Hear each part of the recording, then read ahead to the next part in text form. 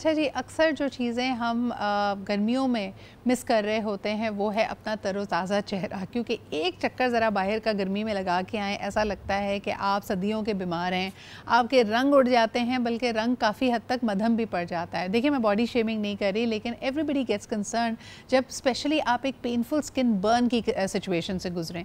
कुछ लोगों की जिल्द बहुत ईजिली हीट और सनलाइट में बर्न होती है, इस वक्त शदीद तपिश है बाहर, और अगर आपका काम ऐसा है कि वो आपको डे लाइट में बाहर लेके जाता है, so you need to be a little concern. तो आज हमने सोचा कि स्किन केयर आपकी किस तरह तब्दील होती है गर्मियों के महीने में, इसके बारे में बात करेंगे। ये ज़रूरी नहीं है कि जो फेस वॉश, जो क्रीम्स का आप इस्तेमाल करते हैं वो पूरा साल एक ही रहें, उसमें तब्दीली आनी चाहिए, बिल्कुल आनी चाहिए। जब आप ये देखें कि गर्मी ज़्यादा है तो आप किन चीज़ों को फोकस करें, क्लेंजिंग कैसे करें, टोनिंग के लिए क्या इस्तेमाल करें, आइए ज़रा इसके ऊपर हम थोड़ी सी गाइडेंस लेते हैं। हमारे साथ मौजूद है doctor Nazia Shakeel, who is of course a dermatology specialist. बहुत शुक्रिया आपकी मौजूदगी का। सबसे पहले मुझे बताएं नाज़िया, ये जो टैन से लोग बदहाल हैं, यानी अगर प्रॉपरली आपका शेड, कई शेड्स कलर चेंज नहीं भी हो रहा, पीपल फील कि डलनेस बहुत हो रही है स्किन के ऊपर, बिल्कुल, उसके लिए क्या करना चाहिए? देखिए, सबसे पहले तो इतनी गर्मी है तो आपको रोज़ सुबह ठंडे पानी से फेस वॉश करना है। अच्छा, फेस वॉश अब ऑब्वियसली जब गर्मियाँ आती हैं तो थोड़ा सा चेंज करना है। अगर आपकी स्किन बहुत ज़्यादा ऑयली है तो विटामिन सी का अगर फेस वॉश है, उसके अंदर वो इंग्रेडिएंट डला हुआ है, तो दैट इज़ वेरी गुड। दूसरा, आप एक्सफोलिएटिंग कोई फेस वॉश यूज़ करें, क्योंकि नॉर्मल फेस वॉशेस उसके ऊपर काम नहीं कर रहे होते हमारे फेस के ऊपर, क्योंकि थोड़ा सा ड्राई करने की ज़रूरत होती है। ऑलरेडी बहुत ज़्यादा हमारे ऑयल ग्लैंड्स ज़्यादा प्रोड्यूस कर रहे होते हैं और बहुत ज़्यादा एक्टिव होते हैं। दूसरा ये कि रात को आप जब मेकअप रिमूव करते हैं, if you working and you are having a good makeup, तो फिर आप रात के वक्त जब आप मेकअप रिमूव करें तो फिर आप टोनर यूज़ करें और मॉइस्चराइज़ करें, और फिर उसके बाद जो है जैसे विटामिन सी का सीरम आता है या नियासिनामाइड का सीरम आता है, उससे क्या होता है, एक तो जो हमारे पोर्स हैं ओपन पोर्स हो जाते हैं, क्योंकि गर्मियों में बहुत ज़्यादा ओपन पोर्स हो जाते हैं, तो नियासिनामाइड उसको क्लोज़ कर देता है, वो बहुत अच्छा इफेक्ट देता है। अच्छा, एक चीज़ तो मैं ज़रूर पूछना चाहूँगी कि हमारे यहाँ ना अब जितने लोग सुन रहे हैं, and this is for your understanding as well, कि वो सब चीज़ें एक साथ करने लग जाते हैं।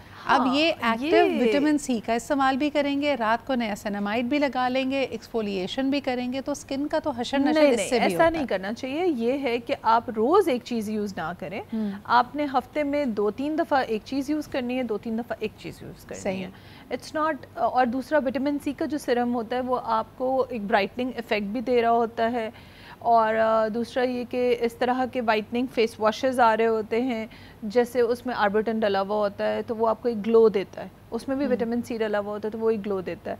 दूसरा, रात को अगर दिन में वैसे विटामिन सी लगा सकते हैं विद द सन ब्लॉक, ज़रूर आप सन ब्लॉक लगाएं। सन ब्लॉक दिन में 2 दफ़ा लगाएं, 2 दफ़ा 3 दफ़ा लगा सकते हैं। जैसे आप चूल्हे के पास जा रहे हैं तब भी आप लगाएं, अगर आप बाहर एक्सपोज हो रहे हैं। और दूसरा जो सन ब्लॉक है वो ऑब्वियसली आपने चेंज करना है। अगर आप सर्दियों में क्रीम बेस्ड यूज़ कर रहे हैं तो आपने गर्मियों में जेल बेस्ड यूज़ करना है। अच्छा, एक जो बड़ी कॉमन मिस्टेक है, जैसे अभी आपने कहा कि सीबम प्रोडक्शन ओवर एक्टिव हुई हुई है, जिसकी वजह से आपको अपने पोर्स और इनलार्ज लगेंगे, आपको एक्नी ज़्यादा लगेगी। उसका हल लोग ये निकालते हैं, जब आपको चेहरा बार बार ऑयली लग रहा है, कि बार बार चेहरा धोते हैं, बिल्कुल, इससे आपके सीबम ग्लैंड्स और एक्टिवेट हो जाते हैं। तो ये जो मतलब एक लिमिट है कि आपने दिन में 3 दफ़ा अपने पास फेस वॉश करना है, दैट इज़ इट। इससे 3 दफ़ा, लेकिन एक सुबह, एक ज़ाहिर सी बात, आपने रात को सोते हुए वो तो करना ही है, क्योंकि कोई भी पूरा डिप्रेस है जो पूरा दिन आपके मुंह पर है, शाम के टाइम पे एक दफ़ा आपने और कर लिया। अब डिपेंड्स कि आपका कितना ऑयल ग्लैंड प्रोड्यूस हो रहा है, आपका एटमॉस्फेयर कैसा है। अगर आप सारा दिन एसी में है तो आपको कोई प्रॉब्लम नहीं है, लेकिन जिनका एक्सपोजर है, जो सारा वक्त बाइक्स पे हैं या इधर उधर हैं, या जो वुमेन हैं जो बाहर काम कर रही हैं या घर में भी हैं, इनफैक्ट आप देखें ना, हर बंदे के पास इस तरह के वो नहीं है, फैसिलिटीज़ नहीं कि वो कंटिन्यूस एसी में हो। अच्छा, एक और बड़ी इंटरेस्टिंग चीज़ है कि यकीनन आपके चेहरे पे पसीना आ रहा है, इसी गर्दो गुबार, इसी डबरी की वजह से आपकी एक्नी हो रही है। मुझे ये बताएं कि एक्नी के लिए जितनी अद्वियात इस्तेमाल करते हैं, उससे फिर चेहरे पे खिंचाव, एक ड्राइनेस आ रही होती है, पीलिंग हो रही होती है, गर्मियों में वो और पेनफुल हो जाती है, उसके लिए क्या करना चाहिए? उसके लिए आपने, अच्छा देखिए, जब हम मेडिसिन दे रहे होते हैं पेशेंट्स को, तो हम पहले से बताते हैं कि इससे साथ ड्राइनेस होगी, लेकिन the weather is also benefit अगर गर्मियाँ हैं तो बहुत ज़्यादा ड्राइनेस नहीं होती, सिर्फ लिप्स पे ड्राइनेस होती है। इन Karachi, yes, it's in Karachi, yeah, it's so humid because I always tell my patients कि इससे ड्राइनेस होगी, and when they come back and I have that question कि अच्छा आपको ड्राइनेस हो रही है, and they're like नहीं ड्राइनेस तो हमें नहीं हो रही है because लेकिन जो लोग हमारा कराची से बाहर शो देख रहे हैं वो अगर एक्ने के लिए कोई भी दवा इस्तेमाल कर रहे हैं, you are going to feel कि आपका चेहरा बहुत ड्राई हो रहा है, तो आपको मॉइस्चराइज करने की, लेकिन उस वक्त फिर आप water based, gel based moisturisers, बहुत अच्छे अच्छे जेल बेस्ड मॉइस्चराइजर्स आते हैं। देखिए वही वाली बात है कि आपने वेदर के हिसाब से उसको चेंज करना है। गर्मियाँ बहुत ज़्यादा हैं क्योंकि लाहौर में भी बहुत गर्मी है, ऐसा नहीं है। ये बड़ी एक आपने अच्छी यहाँ पे बात की है कि कई लोग ये समझते हैं कि गर्मियों में मॉइस्चराइजर की ज़रूरत नहीं है। आप देखें तमाम creams, cold creams, facial creams, इसका जिक्र हो रहा होता है सर्दियों के मौसम में कि भाई खिंचाव होगा, सख्त सर्दी है, खुश्की का मौसम है, लेकिन आपको मॉइस्चराइज़र गर्मियों में भी इस्तेमाल करना है। और गर्मियों में रात के वक्त जैसे आपने फेस वॉश किया, आपने पहले मॉइस्चराइज़ किया and then you use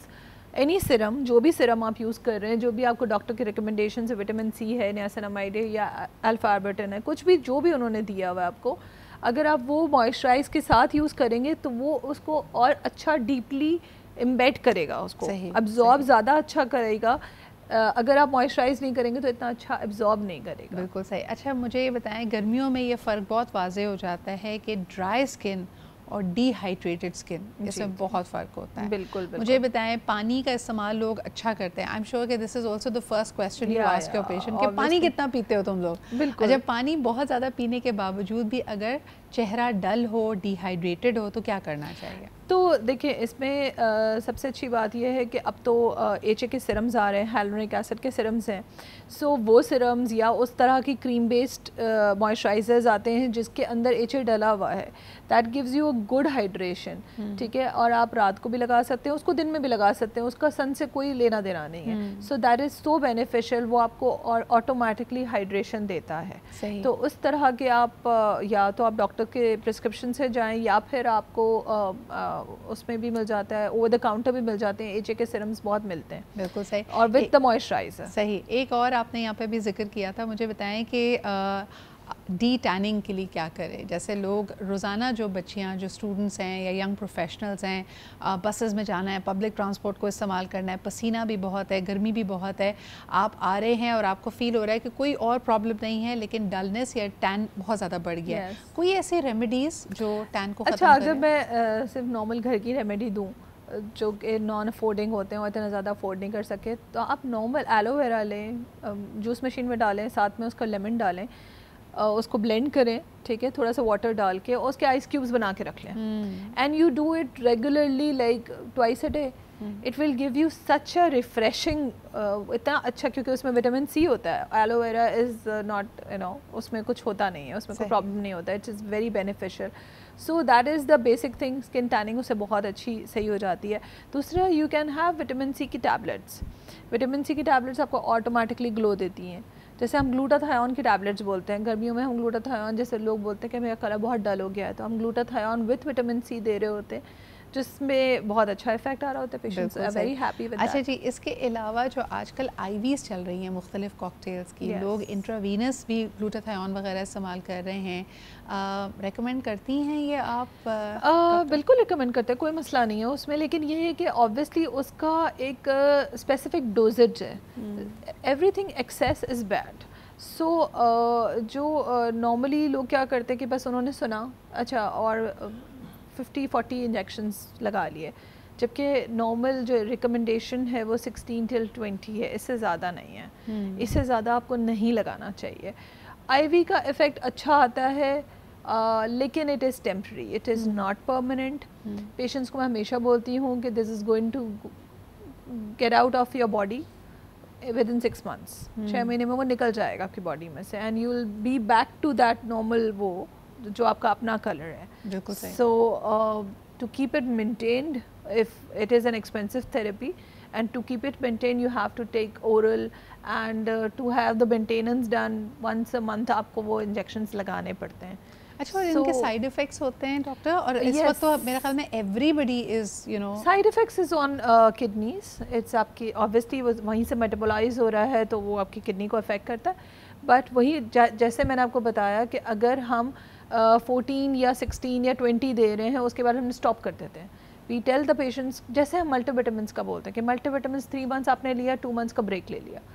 multivitamins excess is also not good. जैसे विटामिन डी भी, ये तो नहीं बोलेंगे अच्छा जी हर हफ्ते आप विटामिन डी खा लें, तो टॉक्सिसिटी इज़ बैड। जैसे हुज़ूर सल्लल्लाहु अलैहि वसल्लम ने कहा कि हर चीज़ एतदाल में अच्छी लगती है। सो ऑब्वियसली इसी तरह है, जो भी चीज़ आप करें उसको एक लिमिट तक ही कर सकते हैं, उससे ज़्यादा आप नहीं कर सकते। अच्छा, एक और बड़ा इंटरेस्टिंग सवाल आया कि जहाँ हम अपने चेहरे का ख्याल रख रहे हैं, बालों के लिए क्या करें? बाल भी बहुत या तो ग्रीसी हो रहे हैं और कभी कभार लोगों को लगता था कि भाई विंटर्स में बाल गिरते हैं, लेकिन अब तो पूरा साल बाल गिरते हैं। तो डॉक्टर नाज़िया, इसके लिए क्या करना चाहिए? What should we do to take care of our hair in summers?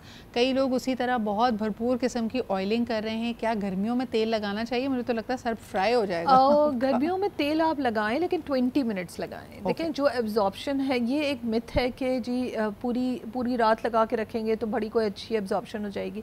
The absorption takes only 20 minutes. तो 20 मिनट्स में अगर आप वॉश कर सकते हैं तो आराम से कर लें। हफ्ते में एक दिन आप ऑयल लगाएं, बहुत ज़्यादा लगाने की ज़रूरत नहीं। Obviously the weather is so humid का ऑलरेडी आपका ऑयल प्रोडक्शन हो रहा है। दूसरा ये कि आपको शावर लेने की बहुत ज़रूरत है। ये नहीं हो सकता कि आप बोलेंगे अच्छा जी मैं 3 दिन के बाद ही शावर लूँगी, जो आप विंटर्स में कर रहे थे।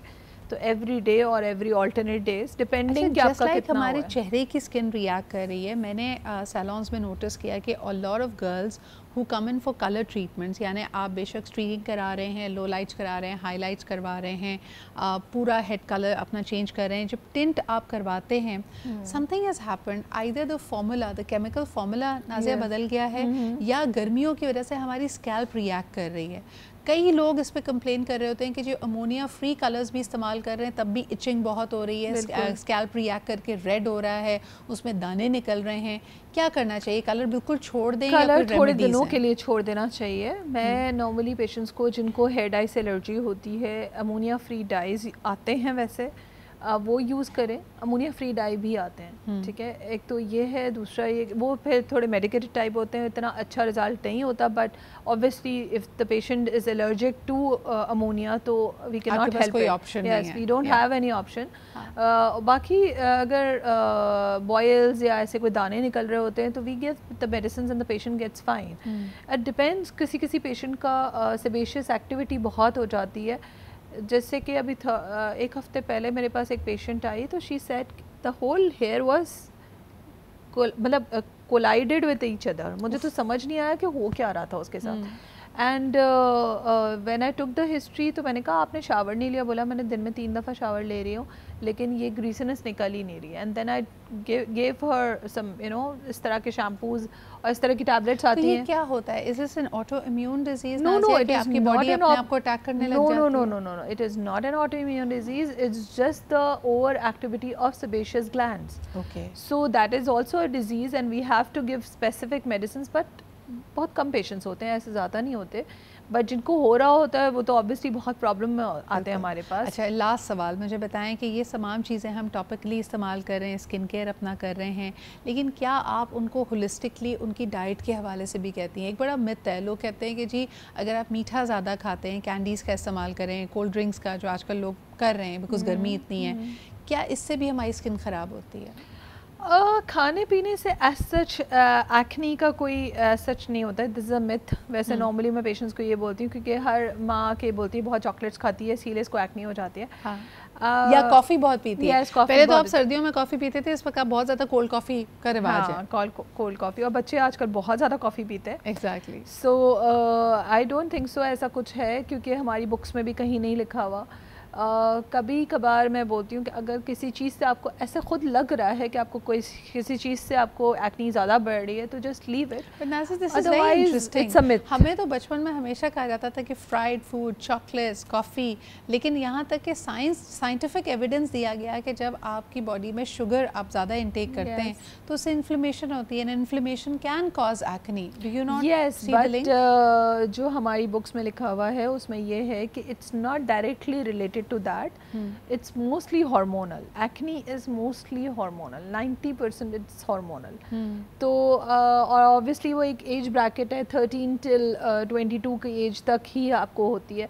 अच्छा ये है कि obviously excess is bad. जैसे अभी मैंने बोला आपको कि एतदाल ज़रूरी है. या इसके साथ साथ ये भी तो हो सकता है कि अगर आपके हार्मोन्स इम्बैलेंस्ड हैं और यकीनन आपको क्रेविंग ज़्यादा हो रही हैं, जैसे अगर आपको PCOS का मसला है, you will crave more food, you might become insulin resistant, तो उस तरह एक जाके लिंक ज़रूर बनता है कि आपकी डाइट आपके, अब जैसे हार्मोन इम्बैलेंस की वजह से आपका मेटाबॉलिज्म स्लो हो गया और उसमें अगर आप ज़्यादा शुगर, ज़्यादा फ्राइड चीज़ों का इस्तेमाल करेंगे तो ना सिर्फ आपका वज़न बढ़ेगा बल्कि आप अपने स्किन का pH भी, और आपको एक रिजल्ट तो नज़र आएगा. एक हम शो जो है वो PCOS पे कर लेंगे. मेरे पास 80% of girls they are coming with PCOS and they have acne and you know hirsutism, बहुत ज़्यादा मोटा बाल आना, और इतना ज़्यादा आ रहे हैं कि मुझे समझ ही नहीं आ रहा कि इतना PCOS कैसे बढ़ गया हमारी. Absolutely, I think this has something to do with our lifestyle, और ये किस तरह बढ़ रहा है, इसको कंट्रोल कैसे करें, या इसकी लाइफ लॉन्ग मैनेजमेंट क्या है. कई दफ़ा आपको इस तरह की चीज़ों का हल नज़र नहीं आएगा,